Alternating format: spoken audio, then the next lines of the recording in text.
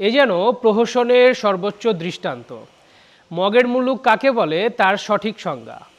একজন খেলোয়াড়কে, একটি দেশের সবচেয়ে গুরুত্বপূর্ণ বোলারকে আন্তর্জাতিক সংস্থা খোদ আইসিসি নিজ দল থেকে বাদ দিতে বলছে। অন্তর্বর্তী সরকারের যুব ও ক্রীড়া উপদেষ্টা আসিফ নজরুল জানিয়েছেন, আইসিসির নিরাপত্তা বিভাগ থেকে বিসিবিকে একটি চিঠি দেওয়া হয়েছে।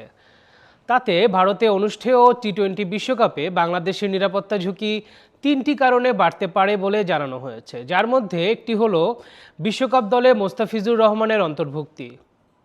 বাফুফে ভবনে সাংবাদিকদের সঙ্গে কথা বলার সময় আসিফ নজরুল বলেন, এই যুক্তি উদ্ভট এবং অযৌক্তিক। দেশের সেরা বোলারকে বাদ দিয়ে দল গড়ার প্রত্যাশা বাস্তবসম্মত নয়। আইসিসির দেওয়া চিঠিটিতে বলা হয়েছে, বাংলাদেশ দলে মোস্তাফিজ অন্তর্ভুক্ত হলে নিরাপত্তা ঝুঁকি বাড়বে। বাংলাদেশের সমর্থকরা যদি দলের জার্সি পরে ঘোরাফেরা করে তাহলে ঝুঁকি বৃদ্ধি পাবে। জাতীয় নির্বাচন যত এগোবে তত দলের নিরাপত্তা ঝুঁকি বাড়বে।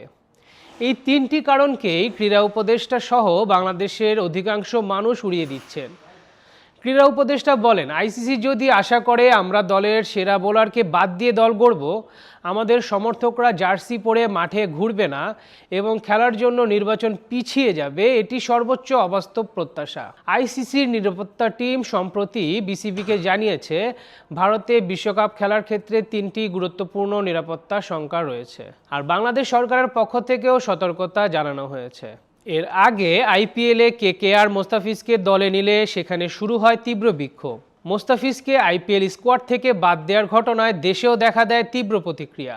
সে পরিপ্রেক্ষিতে বাংলাদেশ ক্রিকেট বোর্ড আইসিসিকে চিঠি দেয় যাতে ম্যাচগুলো ভারতে না হয়ে অন্য কোনো ভেন্যুতে করা হয়। কিন্তু সর্বশেষ খবর, আইসিসি মোস্তাফিজকেই দল থেকে বাদ দেওয়ার সুপারিশ করেছে। এই প্রহসন আন্তর্জাতিক সংস্থার মাধ্যমে একজন খেলোয়াড়কে হটানোর চরম উদাহরণ হিসেবে ধরা হচ্ছে। বাংলাদেশ ক্রিকেটারদের নিরাপত্তা নিয়ে উদ্বেগ প্রকাশ করা সত্ত্বেও এই সুপারিশ দেশের ক্রিকেট প্রেমীদের মনে প্রশ্ন তুলেছে। খেলা কি মাঠে হবে নাকি রাজনৈতিক এবং কূটনৈতিক চাপের সামনে খোদ ক্রিকেটকেই বিকিয়ে দেওয়া হবে?